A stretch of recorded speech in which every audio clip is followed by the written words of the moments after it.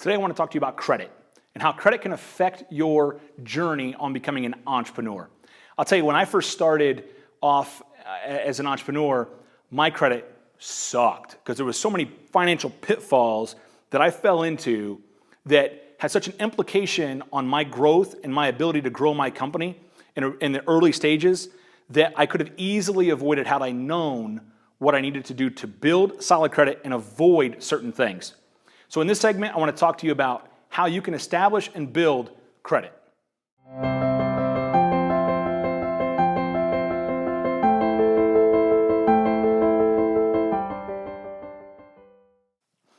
So, how do you build credit and how do you avoid the financial pitfalls of credit? Well, first of all, I want to tell you that the credit system is not in your favor, plain and simple. And as an entrepreneur, I understand that we always are looking for opportunities. Sometimes those opportunities are good, sometimes those opportunities are not so good. But along the way, what happens is that if we bite off on something, right, and we try to take that journey, what can be a result of that is poor credit. Some of the financial decisions that we make, investments that we make, and oftentimes what we end up doing is we end up sacrificing our own personal finances and our own financial welfare to be able to benefit the company or to be able to buy into something.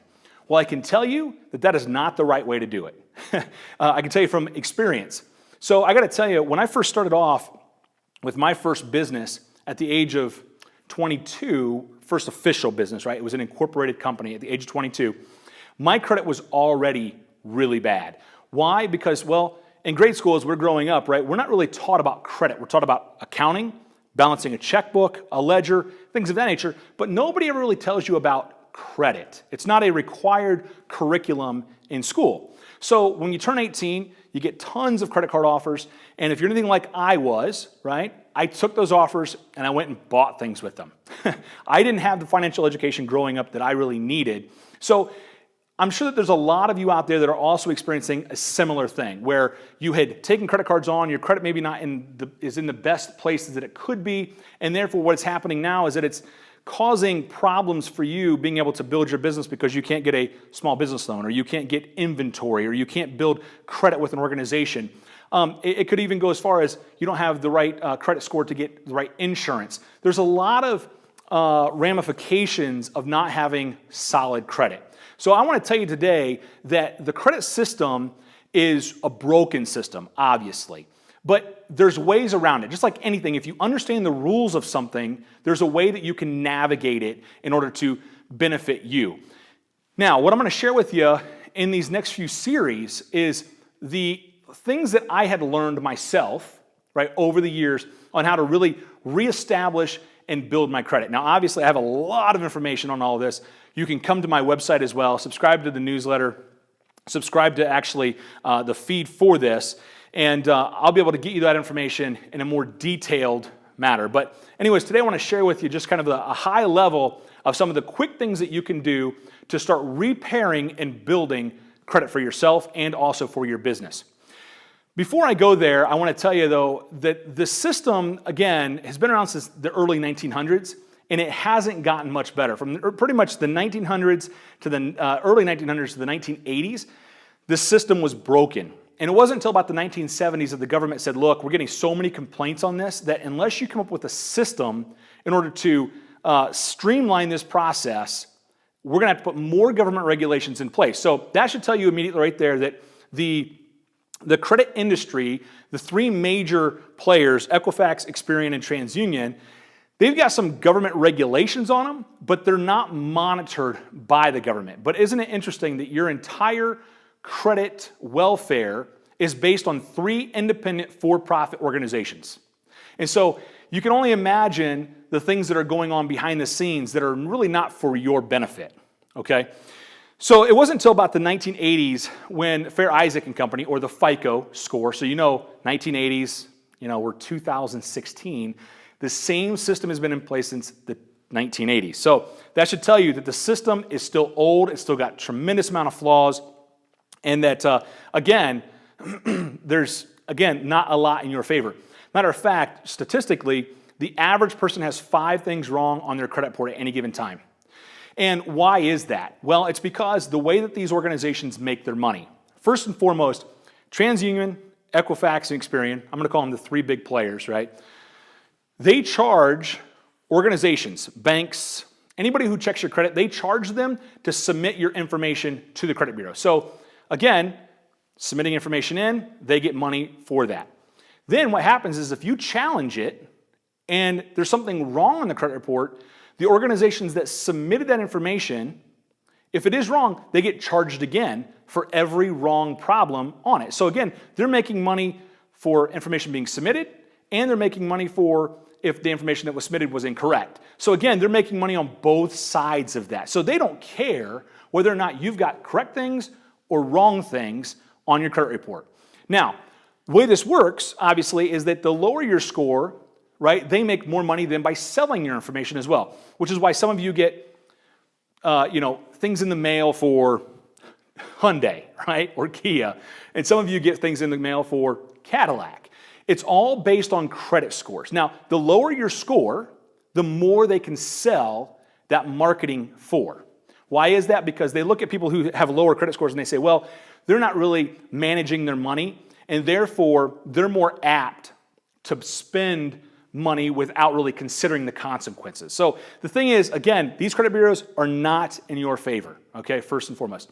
So why is this impactful on you as an entrepreneur? Well, for one, if you're trying to get inventory, like as I said earlier, if you're trying to get inventory, if you're trying to build credit lines in order to build a business, your interest rates are going to be astronomically high, which means you're going to be paying more for that product and therefore cutting into your profit margins. That's problematic.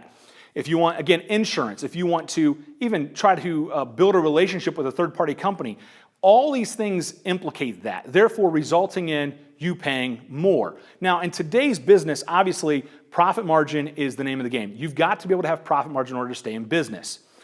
Because what's happening is, with the internet and things of that nature, it's going to continue, and competition, it's going to continue to drive your price down. Well, if it's driving price down, I'll tell you, the cost isn't going down, but your profitability is. So if you have better credit, right, and you need to buy things on credit, your interest rate's going to be lower, therefore leaving you a higher profitability. So how do you repair credit, right? How do you build new credit? So first and foremost, your personal credit as an entrepreneur is probably first and foremost, because you're not going to be able to go out and just get a business loan, not today. It's not going to happen. It's going to take you probably a year to build some business credit if you do it the right way. So oftentimes what's going to happen as an entrepreneur is they're going to make you sign a note personally being liable for anything that you sign up for. So they're going to check your personal credit first. So there's some key factors in all of this that go into play. First thing is, where are your credit cards at, right? This is about 30% of your credit score. So the thing is, if your credit cards are maxed out, if you have credit cards and they're maxed out, anything above 30% utilization, so if you have a $100 card, you should be only about 30% of that. If you're about 100, right? If you're at 100, your score could suffer by almost 100 points just for that alone. Now, if you would drop that overall utilization, right, down below 30% or even below 50%, your score is going to jump anywhere between maybe 30 up to 60 points based on that alone, okay? So the thing is, if you've got cards, you got to get them paid down because it's seriously impacting your credit today. If you're like, well, look, Todd, I don't have any cards. Well, that's hurting your credit as well. You should have at least 2 lines or 2 revolving lines of credit at any given time, right, with at least a 30% utilization ratio. So how do you do that? Well, I can't get a credit card, Todd. My credit's horrible. I've had problems in the past. I've got cards that are in collections. The thing is, you got to start rebuilding new credit immediately. So what you can do is you can actually pay for a secured card, right? And a secured card is, let's say, for example, you give somebody $300. The thing you want to make sure of is that they report that $300 to all 3 credit bureaus. And then what they do is they'll give you a Visa or a MasterCard that has a $300 limit on it, right? Now, the way you rebuild credit quickly in that fashion is that you get the $300 card, right? And you spend 30% on it the first month, which is what? $90. $90. The next month, you don't spend anything. You pay the minimum balance. The minimum payment they're requiring, you pay the minimum, okay? Then the second month, you pay it all the way off. And once it's paid off and it posts, right, meaning that they show that it's been paid off, you spend 30%. And you repeat this cycle over and over. What it's doing is it's showing that you are responsible with credit. It's showing that you're able to make payments on time. It's showing that you're paying the payment on time and then you're paying it off. That's the use of responsible credit. Here's where a lot of people get confused. They think that they have to have a large balance, right, on their credit cards. So $10,000 and I need to spend $3,000 for my 30%. No. Credit reports do not look at what the total balance is. They look at the utilization. So again, it's not even about having a $2,000, $10,000, $20,000 card.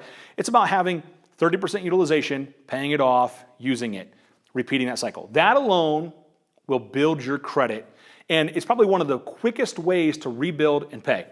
Second thing is collection items. What do you do with collection items? Did you pay them off? Do you get harassed by collection agencies? I mean, how are you dealing with collection items? Again, the way that you can get around this whole thing is that if, first and foremost, collection items are oftentimes purchased by brokerage firms, collection brokers, where what they'll do is they'll buy it for pennies on the dollar from the creditor, right? And then what they'll do is they'll try to get you to admit that you actually know about this particular credit issue. So I know you've all got it. You've gotten a phone call and they say, this is such and such with an attempt to collect a debt. Do you confirm that your name is this? This could be recorded for quality assurance purposes, whatever they say. The reason why they're doing that is typically because they don't have enough information with the debt that they bought in order to qualify that this is a legitimate debt. So what they try to do is they try to get you on the phone for you to admit, to say out of your mouth that this is your debt. And that is all the validation they need, and then that is when they send it off to the credit bureaus, and then they harass you, okay? What I'm telling you is if you're in a credit scenario, never admit to anything. Even if it's really true that you really did it, don't admit to it. Make them work to prove that it really is your debt. I mean, that's the name of the game, right? I mean, they want you to admit over the phone. You make them work as well. And the way that you do that is, yeah, you can tell them your name, you can tell them your address, but you never admit to the debt. Even if they ask you 30 times, you never admit to it. And what you tell them is you say, look, first and foremost, I want you to line itemize, break out, line itemized, right, in a letter, and I want you to physically mail it to me with all the details. Right? I want to have all the statements. I want you to mail it to me. Once I get that, I'll review it, and then I'll get back in touch with you. Okay? And also, at the end of that, then you say, and by the way, I'm going to correspond with you via mail from this point forward. Therefore, do not call me. And they have to comply to all of that. Now, typically what happens in scenarios like this, if you haven't already admitted to the debt, chances are you're not ever going to see anything in the mail, and they'll pitch that. Why? Because it's going to cost them too much money to try to prove that you actually have that debt. Okay? So that's one way. The other thing is that if you don't comply, let's say they send you a letter in the mail and you have 30 days to respond. Well, you're guilty by not responding. So you have to respond by saying, hey, I know nothing about this, but start the communication at least, set the expectation, and communicate it that way. Okay? So that's one. Now, the second thing is that if you have a collection, right, and it's already on your credit report and you haven't paid it, don't. Why shouldn't you pay it, right? Well, because the way the credit bureaus see that is they say, well, this is old, it's 6 months old, it's a year old, and now you're trying to repair your credit, right? What happens, though, is if you pay that debt, first of all, you admitted to the fact that it's yours. Second of all, the credit bureau doesn't even look at that as a positive.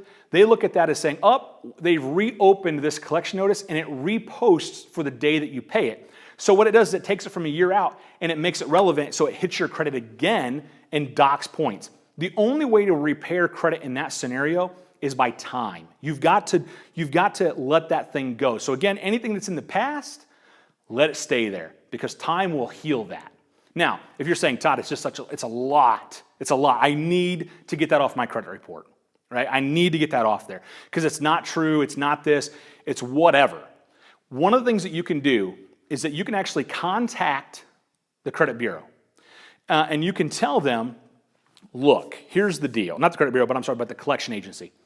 And you can tell them, look, here's the deal. I'm not admitting to that, but it's on my credit report and it needs to be removed. Therefore, I'm going to make you a deal.